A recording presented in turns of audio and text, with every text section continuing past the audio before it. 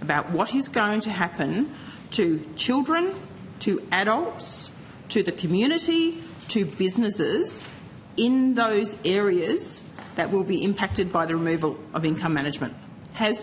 Is there a plan to do a social impact assessment before that decision is made?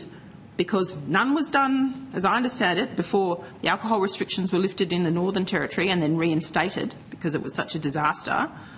And I've only been here a couple of years, but I don't think there was any impact assessments done with the removal of the cashless debit card either.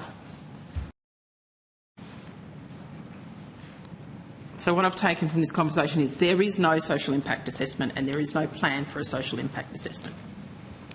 Despite spending hundreds of millions of dollars on fixing the mess in those communities that the removal of that card has left behind for children, for older people, for the most vulnerable, for businesses. You do realise that the businesses in Ceduna wrote to the minister, nearly every single business in Ceduna. That wasn't included in the report that was done by the Adelaide University. Why was that? They would have had it being poured into Central Australia and into Ceduna and the other sites. The corresponding data that would show that there's been an improvement in community safety just isn't there.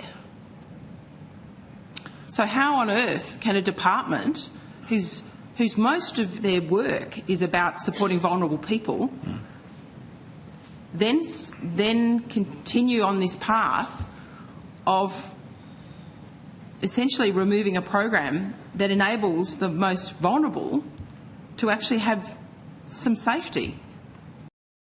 You know, you talk about the Northern Territory. The Human Rights Commissioner interviewed 150 children. Most of those were from the Northern Territory. I don't know whether you've had a chance to read every single page and every single quote from a child that was interviewed, because if you did, and if this government did, they wouldn't be removing income management. Those children deserve a voice. They were honest about what was happening to them. So how do you protect those children?